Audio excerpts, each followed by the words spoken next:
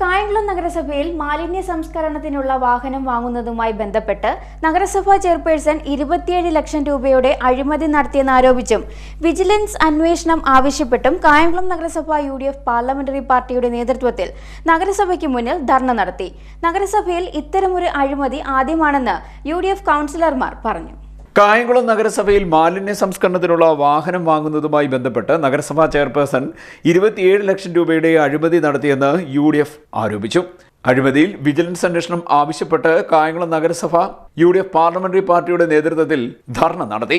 നഗരസഭയ്ക്ക് മുന്നിലാണ് ധർണ നടത്തിയത്. കായംകുളം നഗരസഭയിൽ കൂനിന്മേൽ കുരു പോലെ എല്ലാ ദിവസങ്ങളിലും അഴിമതിയുടെ കഥകളാണ് പുറത്തു വരുന്നത്.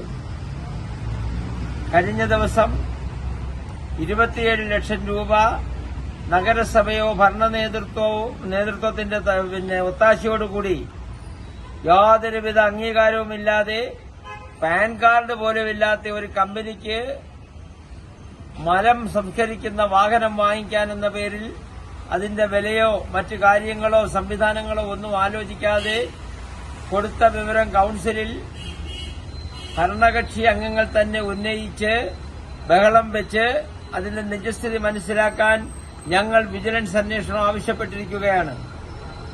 എന്നാൽ ഇന്ന് ഈ നഗരസഭയിൽ എത്തിയപ്പോൾ അറിയുന്നത് സംസ്ഥാന ഗവൺമെന്റിന്റെ അതിദരിദ്രരെ സഹായിക്കാനുള്ള, അവർക്ക് വസ്തുവും വീടും മേടിച്ചു കൊടുക്കാനുള്ള ഒരു പദ്ധതി സംസ്ഥാനത്താകെ ഗവൺമെന്റിന്റെ നിർദ്ദേശാനുസരണം അതിദരിദ്രരുടെ കണക്കെടുത്തിട്ട് അവർക്ക് സംസ്ഥാന ഗവൺമെന്റിന്റെ വാർഷികമായ 4ാം വാർഷികത്തിൽ അവർക്ക് വീടും അത് വെക്കുന്നതിനുള്ള സ്ഥലവും മേടിച്ചു കൊടുക്കുന്ന ഒരു പദ്ധതി ഗവൺമെന്റ് ആവിഷ്കരിച്ചിരുന്നു.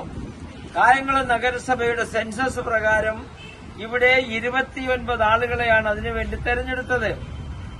എന്നാൽ ഈ 29 ആളുകൾക്ക് വസ്തുവും വീടും കൊടുക്കുന്നതിന് വികസനകാര്യ സ്റ്റാൻഡിംഗ് കമ്മിറ്റിയുടെ നേതൃത്വത്തിൽ ഇല്ലെങ്കിൽ പൊതുമരാമത്ത് സ്റ്റാൻഡിംഗ് കമ്മിറ്റിയുടെ നേതൃത്വത്തിൽ കണ്ടെടുത്ത സ്ഥലമെന്ന് പറയുന്നത് 2 സഹകരണ ബാങ്കുകളിലായി ലോൺ വെച്ച് തിരിച്ചടയ്ക്കാതെ ജപ്തി നടപടിയിൽ നിൽക്കുന്ന ഒരു വസ്തുവാണ്. പാവപ്പെട്ടവനെ ഇരുട്ടിലാക്കിയ നടപടിയാണ് LDFന്റെ ഈ ഭരണ നേതൃത്വം ഇവിടെ നടത്തിയിരിക്കുന്നത്. അതിനകത്ത് കമ്മീഷൻ വാങ്ങിക്കാൻ ഇടപെട്ട ഒരുപാട് ആളുകളുണ്ട്. ഇന്ന് യാതൊരുവിധ ലൈസൻസും ഇല്ലാത്ത 2 കമ്പനികൾ, ഈ 2 കമ്പനികളും എന്ന് പറയുന്നത് ഒരൊറ്റ കമ്പനിയാണ്. അവര് വ്യാജമായിട്ടാണ് ഈ നഗരസഭയെ സമീപിച്ചുകൊണ്ട് അങ്ങനെ ഒരു എഗ്രിമെന്റ് തന്നെ ഉണ്ടാക്കി. ഈ എഗ്രിമെന്റ് ഉണ്ടാക്കുന്നതുമായിട്ടോ അല്ലെങ്കിൽ ഇതുമായിട്ട് ബന്ധപ്പെട്ട ഒരു കാര്യങ്ങളും കായംകുളം നഗരസഭയിൽ ചർച്ച ചെയ്തില്ലെന്ന് മാത്രമല്ല, നഗരസഭയിലെ സ്റ്റാൻഡിംഗ് കമ്മിറ്റി ചെയർപേഴ്സൺമാരുമായിട്ട് പോലും ചർച്ച ചെയ്യാൻ തയ്യാറായില്ല. ഇതിന്റെ പിന്നിലൊരു വലിയ തീവട്ടിക്കുള്ള CPMന്റെ കായംകുളം ഏരിയ കമ്മിറ്റിയുടെ അറിവോടുകൂടി തന്നെയാണ് ഒരു മുൻകൂർ അനുമതി 27 ലക്ഷം രൂപയാണ് ഈ നഗരസഭയിൽ നിന്ന് മുൻകൂറായി നഗരസഭാ ചെയർപേഴ്സൺ നൽകിയിരിക്കുന്നത്. ഈ നഗരസഭയുടെ കൌൺസിലിന്റെ അനുമതിയില്ല, സ്റ്റാൻഡിംഗ് കമ്മിറ്റിയുടെ അനുമതിയില്ല. ഞാനും ശ്രീ ഭാഷാ സാഹിബും അടക്കമുള്ള ഞങ്ങളുടെ ഫൈനാൻസ് സ്റ്റാൻഡിംഗ് കമ്മിറ്റിയിൽ പോലും ഇത് വന്നിട്ടില്ല. ആരുടെ അറിവോടുകൂടിയാണ് കായംകുളം നഗരസഭ ചെയർമാൻ ഈ അഴിമതിക്ക്, ഈ തീവട്ടിക്കൊള്ളയ്ക്ക് കൂട്ടുനിൽക്കുന്നതെന്ന് ഞങ്ങൾക്ക് അറിയേണ്ടതായിട്ടുണ്ട്. അതുകൊണ്ട് തന്നെ വിജിലൻസ് അന്വേഷണം നടത്തി ഈ നഗരസഭ എല്ലാ കാലത്തും കോടികൾ വെട്ടിമുറിക്കുന്ന ഈ നഗരസഭയ്ക്കെതിരെ സർക്കാർ തന്നെ ശക്തമായ നടപടിയെടുക്കണം. ഇല്ലെങ്കിൽ ഞങ്ങൾ ശക്തമായ സമരപരിപാടികളുമായി മുന്നോട്ട് പോകും എന്ന് പറയാനാണ് ഞങ്ങൾ ഈ അവസരം. ബന്ധപ്പെട്ട സ്റ്റാൻഡിംഗ് കമ്മിറ്റികളോ കൌൺസിലോ അറിയാതെയാണ് ചെയർപേഴ്സൺ മുൻകൂർ അനുമതി നൽകി ഫണ്ട് കൈമാറിയതെന്ന് UDF നേതാക്കൾ പറഞ്ഞു.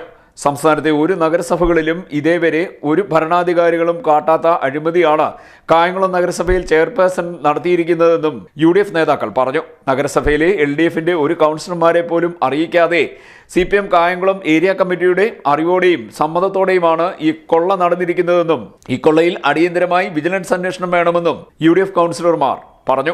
UDF parliamentary party leader CS Bhasha, K Pushpadas, AP Shajahan, Bidhu Raghavan, R Sumithran, Geetha P, Ambika R, Sheeja Rasheed തുടങ്ങിയവർ സമരത്തിന് നേതൃത്വം നൽകി. CDNet news Kayamkulam.